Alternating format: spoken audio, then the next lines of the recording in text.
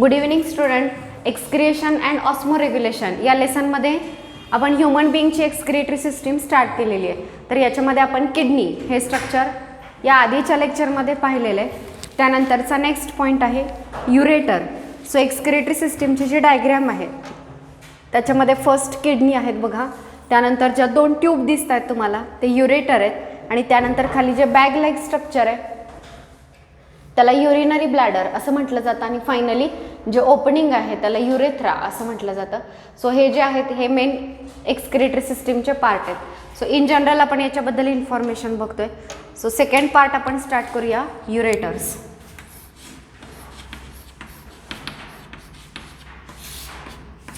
युरेटर्स त्याच्यामध्ये फर्स्ट बघा, a pair of ureter arise from hilum of each kidney किंवा hilus of each kidney. So first thing there is pair of ureter. आपल्या एक्सक्रिएटरी सिस्टीममध्ये काही organ paired आहेत, काही ऑर्गन अनपेअर्ड आहेत. सो किडनी त्यांची पेअर आहे, युरेटरची पेअर आहे, युरिनरी ब्लॅडर आणि युरेथ्रा हे सिंगल आहे. ठीक आहे. त्यानंतर नेक्स्ट पेअर आहे युरेटरची. नेक्स्ट अराइज फ्रॉम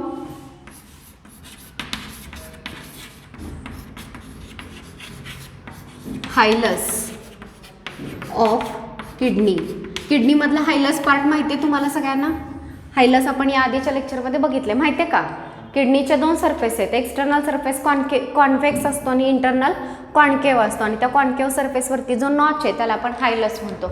तर त्या हायलसमधून आत कोण एंटर करतं, बाहेर कोण जातं हेही तुम्हाला सांगितलेलं. तर युरेटर जो आहे तो त्या हायलसमधून बाहेर येणार आहे. नेक्स्ट प्रत्येक युरेटर जो आहे ती मस्क्युलर ट्यूब आहे. Each ureter it is a muscular tube. मसल्सपासून बनलेल्या ट्यूब्स आहेत आणि या युरेटरची लेंथ जी आहे ती लेंथ किती असते, जवळपास 25 to 30 centimetre long. 25 to 30 centimetre long ureter आहे. त्यानंतर नेक्स्ट बघा, ureter opens into dash dash by separate opening. आता युरेटर कशामध्ये ओपन होतील, तिथं फिल इन द ब्लँक्स दिलेली आहे. युरेटर नेक्स्ट कोणतं ऑर्गन आहे त्या ऑर्गनमध्ये ओपन होतात. सो युरेटर ओपन्स इन, सांगा, ureter opens in urinary bladder. Yes,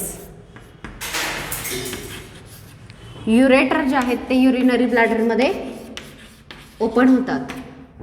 so ही first important thing, ureter opens in urinary bladder by separate opening.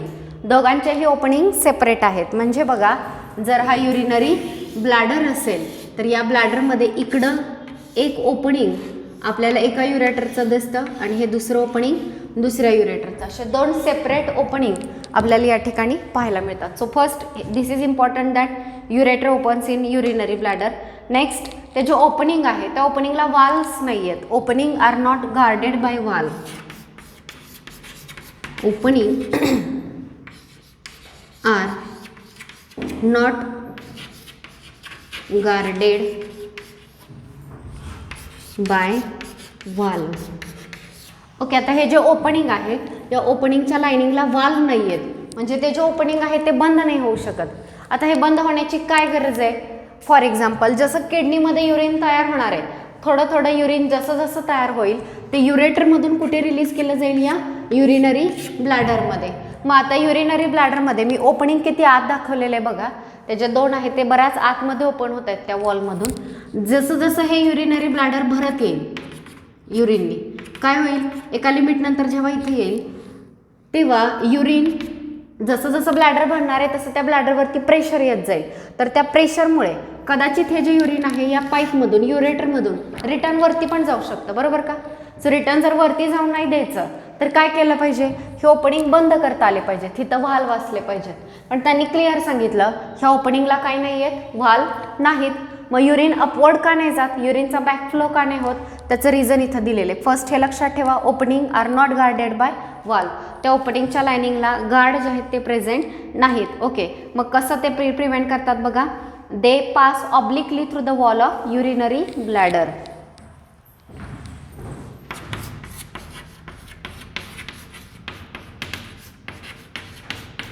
हे महत्त्वाचं आहे. त्यांचं जे ओपनिंग आहे हे असं स्ट्रेट नाही आहे, असं डायरेक्ट खाली की ज्याच्यामधून युरिन वरती जाणार आहे. त्यांचं ओपनिंग ऑब्लिक आहे, असं तिरकं आहे. आणि हे असं तिरकं ओपनिंग असल्यामुळे त्या ओपनिंगमधून युरिन जास्त वरती चढत नाही. सो ऑब्लिक ओपनिंग असणं एवढंच त्याच्यासाठी सफिशियंट आहे, जे युरिनचा बॅकवर्ड फ्लो जो आहे तो प्रिव्हेंट करतं.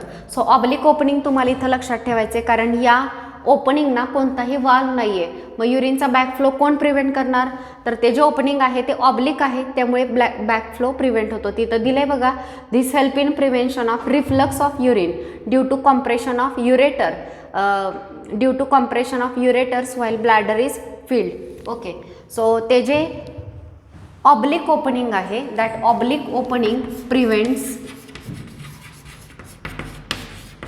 बॅकफ्लो ऑफ युरिन. ते जे ऑब्लिक ओपनिंग आहे ते युरिनचा बॅकफ्लो प्रिव्हेंट करणार आहे. They prevent backflow of urine or reflux of urine due to compression of ureter while bladder is filled. Bladder भरलं, ते जर युरेटर हे जे कॉम्प्रेस झाले तर कदाचित असं होऊ शकतं की ते युरिन जे आहे ते अपवर्ड डिरेक्शननी ढकललं जाईल, पण तसं होऊ दिलं जात नाही. ते ओपनिंग जे आहे ते तिरके ओपनिंग आहेत, ऑब्लिक आहेत, त्यामुळे बॅकफ्लो प्रिव्हेंट होतो. So you have to remember these points regarding ureter. So first we have pair of ureter. Second, this ureter arises from hilus of kidney and they enters into the urinary bladder, or they opens into the urinary bladder. Their length is about 25 to 30 centimeter. Then both are muscular tube. Next, opening is not guarded by the valve. त्यांच्या ओपनिंगला काय नाही आहे, valve नाहीत. मग जेव्हा हे bladder भरलं जाईल, ह्याच्यावरती प्रेशर येईल, तेव्हा कदाचित युरिन वरती जाऊ शकतं. मग तसं कसं नाही होत आहे, कारण त्या ओपनिंग ज्या आहेत त्या सरळ नाही आहेत, तिरक्या ओपनिंग आहेत, आणि तिरक्या असल्यामुळे त्याच्यामध्ये अपवर्ड युरिन चढत नाही. So this is about the ureter. So ureter सगळ्यांना समजलं आहे का बघा. त्यानंतरचा नेक्स्ट आपण युरिनरी ब्लॅडर हा पॉईंट स्टार्ट करणार आहे.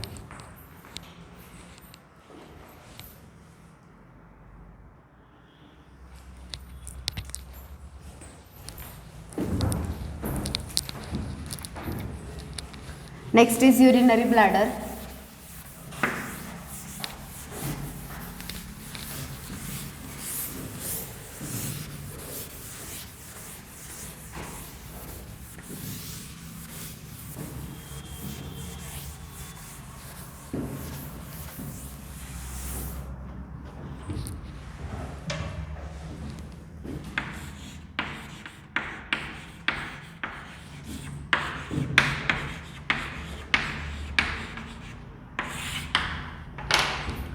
ठीक आहे, आता युरिनरी ब्लॅडरबद्दल काय सांगितलेलं आहे बघा. It is median pear sac. First thing, median in position आपल्या ॲबडॉमिनल कॅव्हिटीमध्ये मेडियन पोझिशनला आहे आणि पियर शेपचे असतात. म्हणजे साधारण पियरचा जसा शेप असतो त्या शेपची ही बॅग असते. So it is pear shaped sac like structure. Okay, next, it is hollow and muscular organ. आतून पोकळ असतो. So it is hollow muscular organ. याच्या वॉलमध्ये मसल्स प्रेझेंट असतात. So it is hollow and muscular. त्यानंतर next बघा, the bladder is situated in pelvic cavity posterior to pubic symphysis. Okay, in pelvic cavity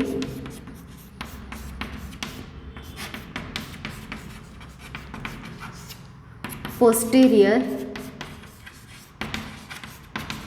to pubic सिम्फायसिस.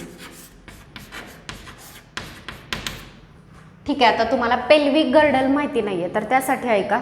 आपले हे जे हात आहेत ते हात इथं या शोल्डर रिजनमध्ये एक आडवा बोन आहे, त्या बोनला पेक्टोरल गर्डल म्हणतात आणि त्या गर्डलला आपले हात जे आहेत ते अटॅच झालेले आहेत. इथं तो जॉईंट आहे आणि तो जॉईंट 360च्या अँगलमध्ये आपण मूव्ह करू शकतो. सो इथला जो गर्डल आहे तो म्हणायचा पेक्टोरल गर्डल आणि दुसरा पेल्विक हिप रिजनमध्ये ज्याला आपले पाय अटॅच झालेले आहेत. आता तुम्हाला फक्त लक्षात यावं म्हणून सांगितलं, आपले पाय जिथं जोडलेले आहेत त्या रिजनमध्ये एक आडवा बोन आहे, बेसिन शेपचा बोन आहे ज्याला पेल्विक गर्डल म्हणायचं. तर तो बोन जो आहे त्याचा शेप साधारण असा आहे.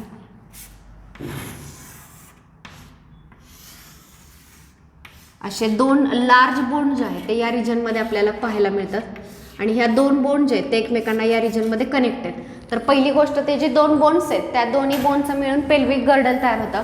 तुमच्या समोर जर बुक असेल तर सगळ्यांनी बुकमध्ये डायग्रॅम बघा. मी तुम्हाला पेज नंबर सांगते.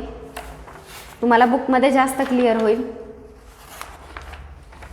हां, पेज नंबर 207, डायग्राम 16.28. डायग्रॅम 16.28 बघा, सापडतीये का? तिथं पेल्वी गर्डल दिलेलं आहे बघा.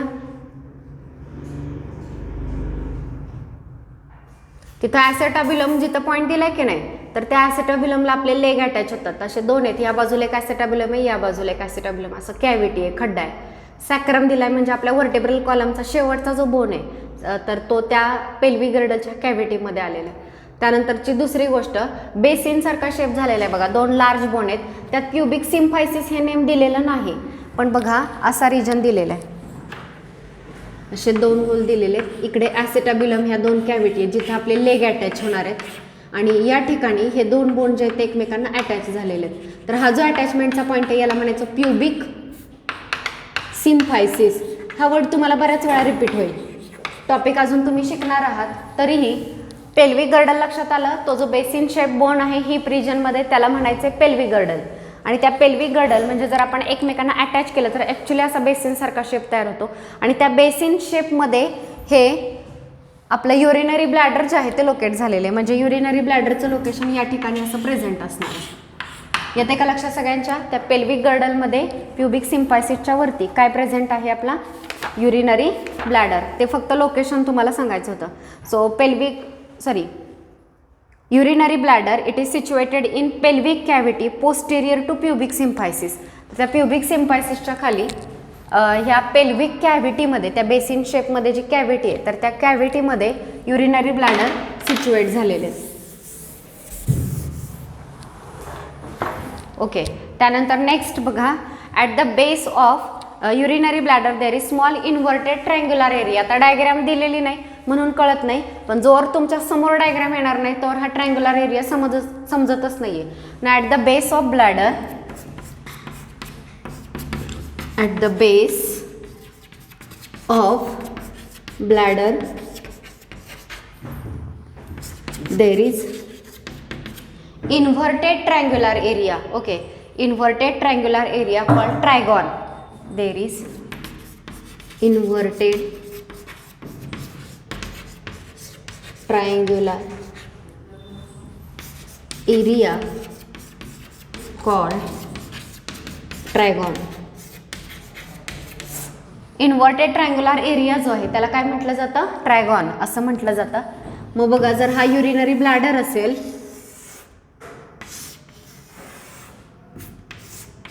ठीक आहे, मगाशी मी तुम्हाला युरेटर दाखवले, त्यांचे दोन असे ऑब्लिक ओपनिंग दाखवले. तर ह्या ऑब्लिक ओपनिंगच्याच रिजनमध्ये साधारण इथं ट्रायंग्युलर एरिया पाहायला मिळतो. तर असं समजा हा एक आणि हा एक, असं तीन याच्यापासून काय तयार झाला? ट्रायंगल. आणि इन्व्हर्टेड ट्रायंगल, उलटा ट्रायंगल आहे, त्याचा हा जो अपेक्स आहे तो इथे आहे, ट्रायंगलचा जो अपेक्स आहे तो इथे आहे, आणि हा बेस असं समजलं. तर इन्व्हर्टेड ट्रायंग्युलर एरिया युरिनरी ब्लॅडरच्या बॉटमला, बेसला आपल्याला पाहायला मिळाला. ओके, आता हा जो इन्व्हर्टेड ट्रायंग्युलर एरिया आहे त्याचं नेम काय आहे? ट्रायगॉन. त्याला ट्रायगॉन म्हटलं जातं.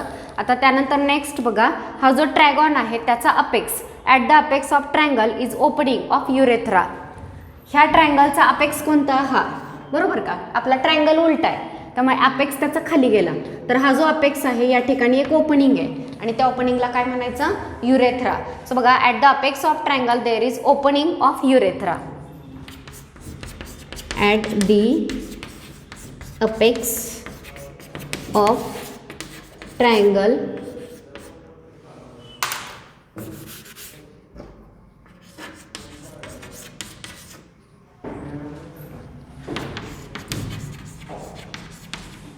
there is opening of urethra. युरेथ्राचं ओपनिंग जे आहे ते त्या अपेक्सला प्रेझेंट आहे.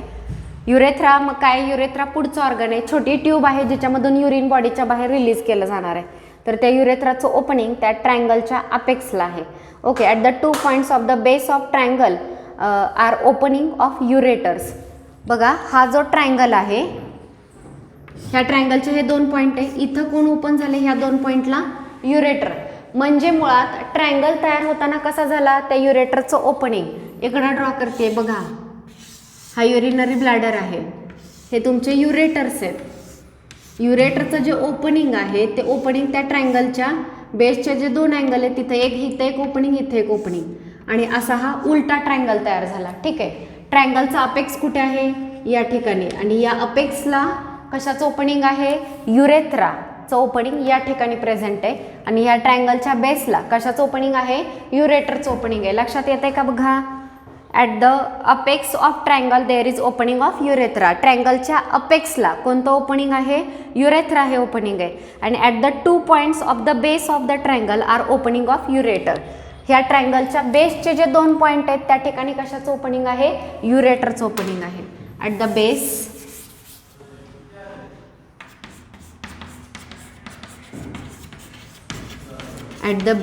of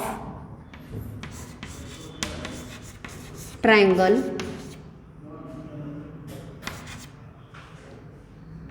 at 2 points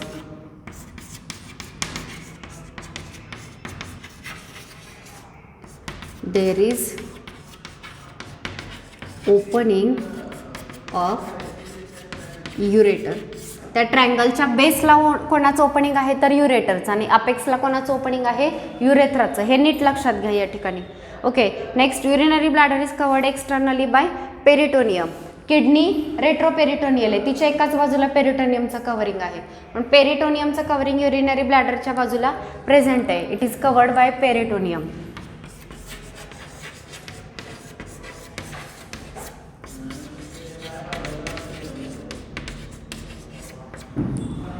okay. So urinary bladder it is covered externally by peritoneum. Next, आता हा जो पेरिटोनियम आहे मस्क्युलर ऑर्गन आहे, त्याच्यामध्ये मसल्स प्रेझेंट असतात. कोणते मसल्स प्रेझेंट आहे बघा? Detrusors muscle. It is form by detrusors muscle.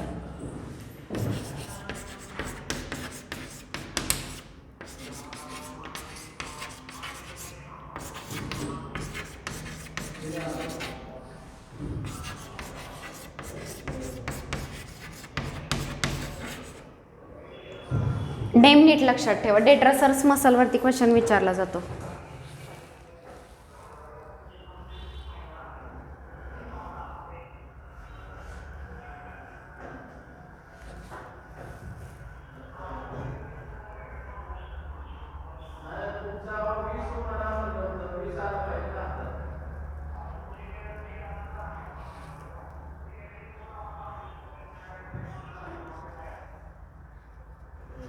ठीक आहे. हे डेट्रसर्स मसल कसे असतात? तर हे जे मसल्स आहेत ते आधी रिलॅक्स राहतात to allow the passage of urine in urinary bladder. सुरुवातीला याच्या वॉलमधले मसल जे आहेत ते रिलॅक्स राहतात. तर किती वेळ रिलॅक्स राहतील? जोवर युरिनचा पॅसेज युरिनरी ब्लॅडरमध्ये होतोय तोपर्यंत. आणि हे जे आहेत मसल स्मूथ मसल आहेत, नीट लक्षात घ्या. आपल्या बॉडीमध्ये 3 टाईपचे मसल असतात. टिश्यूमध्ये झाले असतील. कुठले कुठले मसल असतात? स्मूथ मसल, स्केलेटल मसल आणि कार्डियॅक मसल. कार्डियॅक मसल आपल्या हार्टच्या वॉलमध्ये आहे, स्केलेटल मसल आपल्या बोनला अटॅच असतात, आणि स्मूथ मसल इंटरनल ऑर्गनच्या वॉलमध्ये असतात. सगळ्यात महत्त्वाचं, स्मूथ मसल व्हॉल्युंटरी कंट्रोलमध्ये येत नाही, इनव्हॉल्युंटरी कंट्रोल. त्यांचं जे कंट्रोल आहे तो आपल्या विलनुसार होत नाही. तर हे जे डेट्रसर्स मसल आहे ते आधी रिलॅक्स राहतात, युरिन येऊ देतात ब्लॅडरमध्ये, आणि जेव्हा ब्लॅडर फिल होणार आहे युरिनने तेव्हा ते डेट्रसर्स मसल कॉन्ट्रॅक्ट होतात, ब्लॅडरचं ते प्रेशर क्रिएट करतात आणि युरिन बॉडीच्या बाहेर रिलीज केलं जातं. सो सगळ्यात महत्त्वाचं हे लक्षात ठेवा की वॉलमध्ये काय प्रेझेंट आहेत? डेट्रसर्स मसल आहेत. आता डेट्रसर्स मसलमध्ये 3 लेअर असतात स्मूथ मसलचे. It is form by 3 layers of smooth muscle.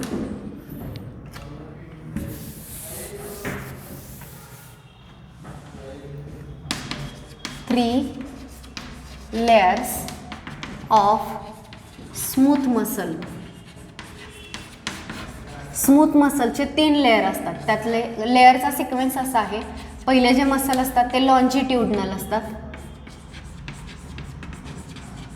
त्यानंतर नेक्स्ट प्रेझेंट असतात ते सर्क्युलर, आणि त्यानंतर पुन्हा लॉन्जिट्यूडनल. असे स्मूथ मसलचे 3 लेयर युरिनरी ब्लॅडरच्या वॉलमध्ये पाहायला मिळतात, ज्यांना आपण डेट्रसर्स मसल म्हणतो. ओके. आता इनरमोस्ट लेयर जो आहे म्हणजे ह्या मसलच्या आतला जो लेयर आहे तो पुन्हा कशाचा असणार? इपिथेलियमचं असणार, कारण कोणत्याही ऑर्गनचं आउटरमोस्ट किंवा इनरमोस्ट कव्हरिंग इपिथेलियमपासून बनलेलं असतं. तसं युरिनरी ब्लॅडरच्या आतल्याही लायनिंगला एक इपिथेलियम आहे, तर त्या इपिथेलियमला ट्रान्झिशनल इपिथेलियम असं म्हटलं जातं. हे पहिलं स्टेटमेंट झालं असेल.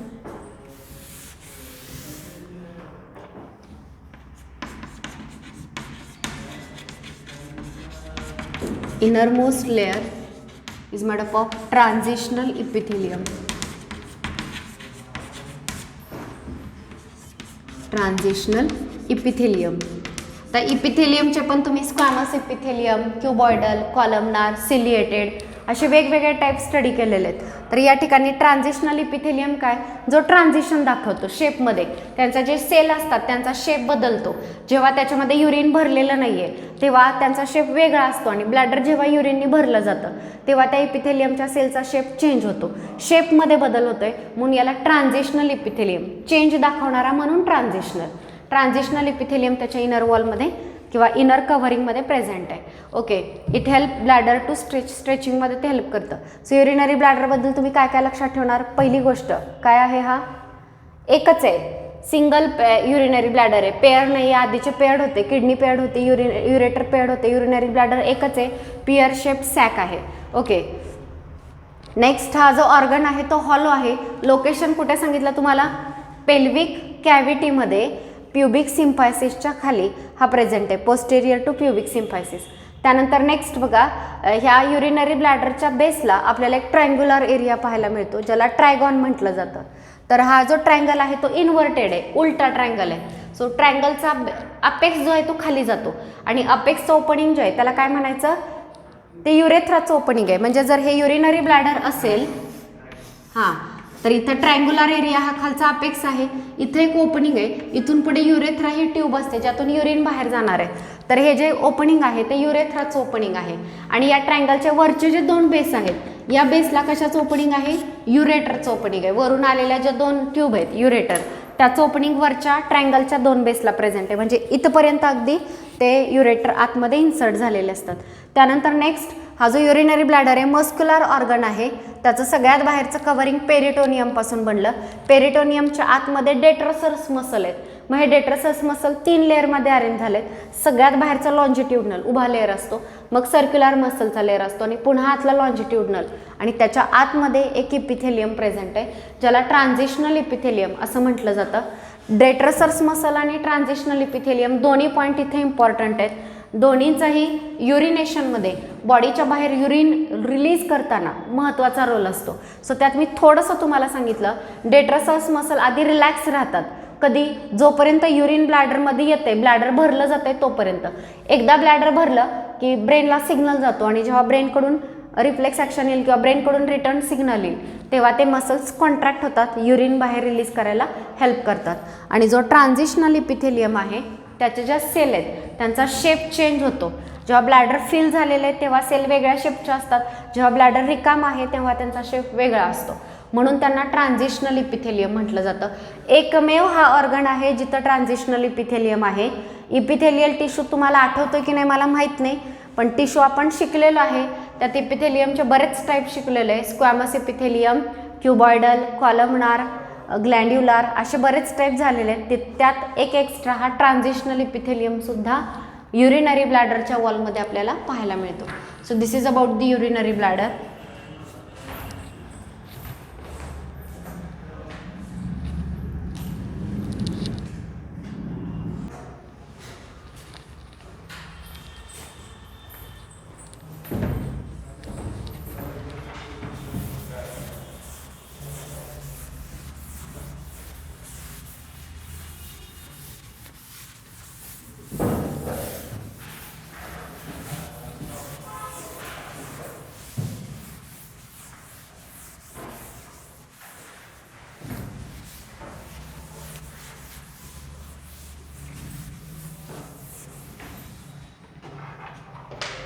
ओके, एक्सक्रिएटरी सिस्टीममध्ये फर्स्ट ऑर्गन असतो kidney, pair of kidney, next pair of ureter, next आपण बघितलं युरिनरी ब्लॅडर, त्यानंतरचा नेक्स्ट पार्ट आहे urethra.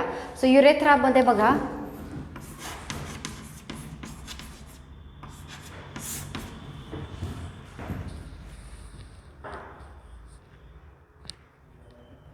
It is a dash dash structure arising from urinary bladder.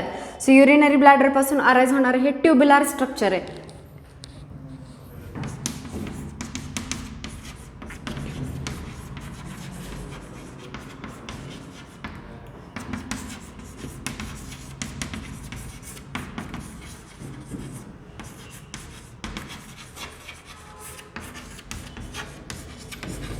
जे युरिनरी ब्लॅडरपासून अराईज होणार आहे. सो युरिनरी ब्लॅडरपासून अराईज होणारे हे स्ट्रक्चर आहे.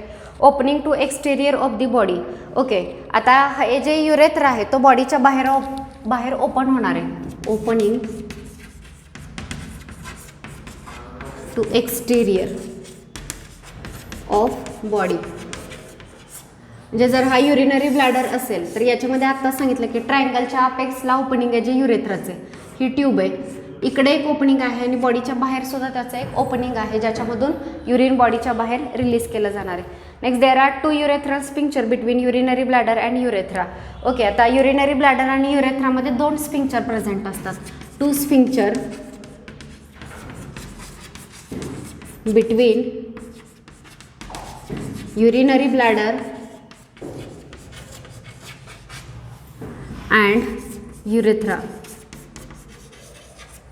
युरिनरी ब्लॅडर आणि युरेथ्रा याच्यामध्ये 2 स्पिंक्चर जे आहेत ते प्रेझेंट असतात. ओके, आता 2 स्पिंक्चर कोणते आहेत बघा, इंटरनल आणि एक्सटर्नल असे 2 स्पिंक्चर असतात. Internal sphincter it is made up of smooth muscle.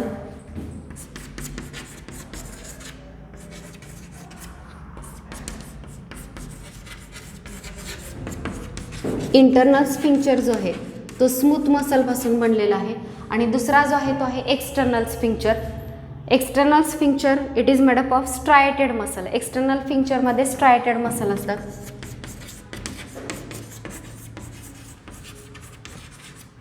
Okay, त्यानंतर नेक्स्ट इंटरनल स्पिंक्चर जो स्मूथ मसलपासून बनलेला आहे तो इनव्हॉल्युंटरी, आपल्या विलनुसार तो पण होत नाही. It is involuntary. मात्र जो एक्सटर्नल स्पिंक्चर जो स्ट्रायटेड मसलपासून बनलेला आहे तो व्हॉल्युंटरी आहे. हा कसा आहे, व्हॉल्युंटरी आहे, तो आपल्या विलनुसार काम करणार आहे. सो सगळ्यात महत्त्वाचं इथं जे ओपनिंग आहे या ठिकाणी 2 स्पिंक्चर प्रेझेंट आहेत. एक इंटरनल स्पिंक्चर आहे आणि एक एक्सटर्नल स्पिंक्चर आहे. इंटरनल स्पिंक्चर जो आहे त्या ठिकाणी स्मूथ मसल आहेत. एक्सटर्नल स्पिंक्चर जो आहे त्या ठिकाणी स्ट्रायटेड मसल आहेत. स्मूथ मसल इनव्हॉल्युंटरी असतात, आपल्या विलनुसार कंट्रोल नाहीत होत, आणि स्ट्रायटेड मसल इथं व्हॉल्युंटरी आहेत. Okay, if this valve is not functioning properly during inflammation of bladder it can lead to kidney infection. आता हे जे वाल्व आहे हे जर प्रॉपरली हे जे स्पिंक्चर काम करत नसतील तर त्यावेळी कदाचित ह्या युरिनरी ट्रॅकमधून इन्फेक्शन युरिनरी ब्लॅडरपर्यंत जाऊ शकतं किंवा पॅथोजन जे आहेत ते ब्लॅडरपर्यंत पोहोचू शकतात. आणि हे एक लक्षात घ्या, युरेथ्रा ओपन झाला की युरिन बॉडीच्या बाहेर रिलीज होणार आहे. त्यापैकी इंटरनल स्पिंक्चर इनव्हॉल्युंटरी आहे, त्याचं ओपनिंग तुमच्या विलनुसार कंट्रोल होत नाही. तसं जरी असलं तरी एक्सटर्नल स्पिंक्चर मात्र तुमच्या विलनुसार कंट्रोल होते, व्हॉल्युंटरी आहे. तुमची जेव्हा इच्छा असेल तुम्ही जेव्हा त्याला ओपन कराल त्याच वेळी तो ओपन होईल आणि युरिन बॉडीच्या बाहेर रिलीज केलं जाईल. सो युरेथ्रा ट्युब्युलर स्ट्रक्चर आहे arising from urinary bladder and it is opening to exterior of the body. बॉडीच्या बाहेर ओपन होतोय. त्याला 2 स्पिंक्चर प्रेझेंट आहेत. युरेथ्रल स्पिंक्चर युरिनरी ब्लॅडर आणि युरेथ्रामध्ये, इंटरनल आणि एक्सटर्नल.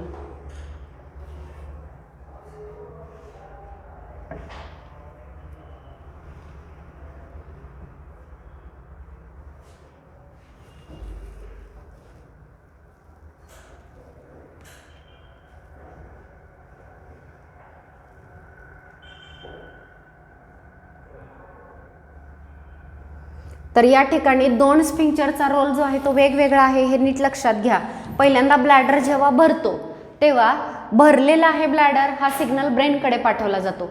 ब्रेनकडे जेव्हा सिग्नल येईल तेव्हा ब्रेन जो आहे तो सिग्नल पुन्हा रिटर्न ब्लॅडर भरलाय म्हणजे आता युरिन बाहेर रिलीज केलं पाहिजे. रिलीज करण्यासाठी 2 लोकांकडे सिग्नल येतो. एक स्वतः ब्लॅडरकडे येतो, ब्लॅडरकडे आला तर त्याचे मसल्स कॉन्ट्रॅक्ट होतील, युरिन प्रेशराईज केलं जाईल. आणि दुसरा जो आहे तो इंटरनल स्फिंक्चर जो आहे तो ओपन केला जाईल. ओके, पण आता हे दोन जरी कंट्रोल होत असतील तरी ते इनव्हॉल्युंटरी कंट्रोल आहे. युरिन मात्र कधीही रिलीज होत नाही, जोपर्यंत आपण कमांड देत नाही, आपल्या विलनुसार होत नाही तोवर ते रिलीज होणार नाही. मग हे कसं केलं जातं तर बघा, सगळ्यात पहिल्यांदा ब्लॅडर आणि इंटरनल युरेथ्रल स्फिंक्चर जे आहेत त्यांच्याकडे सिग्नल आलेला आहे. ब्लॅडर कॉन्ट्रॅक्ट होणार आहे, मसल ऑफ इंटरनल युरेथ्रल स्फिंक्चर तेही रिलॅक्स होतील, ओपन होतील आणि त्यानंतर एक्सटर्नल स्फिंक्चर कडे हा सिग्नल जाणार आहे, इम्पल्स जाणार आहे की बघा पहिल्यांदा ब्लॅडर कॉन्ट्रॅक्ट झाला, नेक्स्ट इंटरनल स्फिंक्चर रिलॅक्स झाला, युरिन तिथून रिलीज होणार आहे, त्यानंतर एक्सटर्नल स्फिंक्चरकडे सिग्नल जाईल. एक्सटर्नल स्फिंक्चर जो आहे तो सिग्नल ब्रेनकडे पाठवणार आहे, conscious centre of brain. Conscious म्हणजे जिथं आपण विचारपूर्वक निर्णय घेतो अशा ब्रेनच्या सेंटरकडे तो सिग्नल जाईल. त्यानंतर त्या ब्रेननी जर डिसिजन घेतला आणि एक्सटर्नल स्फिंक्चर जर ओपन झाला तरच युरिन बॉडीच्या बाहेर रिलीज होणार, अदरवाईज होणार नाही. आता हे सगळा जो कंट्रोलचा मेकॅनिझम आहे तो मिक्ट्युरेशनमध्ये आपण शिकणार आहोत. तो आत्ता डिटेल नाही आहे, सध्या एवढंच लक्षात घ्यायचं आहे. आपली एक्सक्रिटरी सिस्टीम 4 पार्टपासून बनलेली आहे, किडनी, युरेटर, युरिनरी ब्लॅडर आणि युरेथ्रा. यापैकी सगळ्यात डिटेल आपल्याला शिकायची आहे किडनी. आत्ता जेवढी इन्फॉर्मेशन मी युरेटर, युरिनरी ब्लॅडर आणि युरेथ्राबद्दल सांगितली तेवढीच इन्फॉर्मेशन ते जनरल तुम्हाला लक्षात ठेवायची आहे. यात कुठे काय काय महत्त्वाचं आहे, युरेटरमध्ये मी तुम्हाला सांगितलं की त्याच्या ओपनिंगला व्हाल्व नाहीत, पण बॅकफ्लो कसा प्रिव्हेंट केला जातो तर त्याचं ओपनिंग ऑब्लिक असल्यामुळे. दुसरा मुद्दा युरिनरी ब्लॅडरबद्दल विचारला जाईल, त्याच्या वॉलमध्ये असणारे डेट्रसर्स मसल आणि ट्रान्झिशनल इपिथेलियमवरती. आणि तिसरा आहे युरेथ्रा ओपन झाल्यावर युरिन रिलीज होणार आहे, त्यामुळे युरेथ्राचं ओपनिंग कसं कंट्रोल होतं त्याच्यावरती क्वेश्चन असेल. मात्र तो पॉईंट आपला मिक्ट्युरेशनमध्ये होणार आहे की युरेथ्राचं ओपनिंग कसं कंट्रोल केलं जातं. इथं एवढंच लक्षात ठेवा, युरिनरी ब्लॅडर आणि युरेथ्रा याच्यामध्ये 2 स्फिंक्चर आहेत, इंटरनल आणि एक्सटर्नल. इंटरनल इनव्हॉल्युंटरी आहे, आपल्या विलनुसार कंट्रोल होत नाही, मात्र जो एक्सटर्नल आहे तो कसा आहे, व्हॉल्युंटरी आहे. सगळ्यांनी पॉईंट नोट केले का बघा.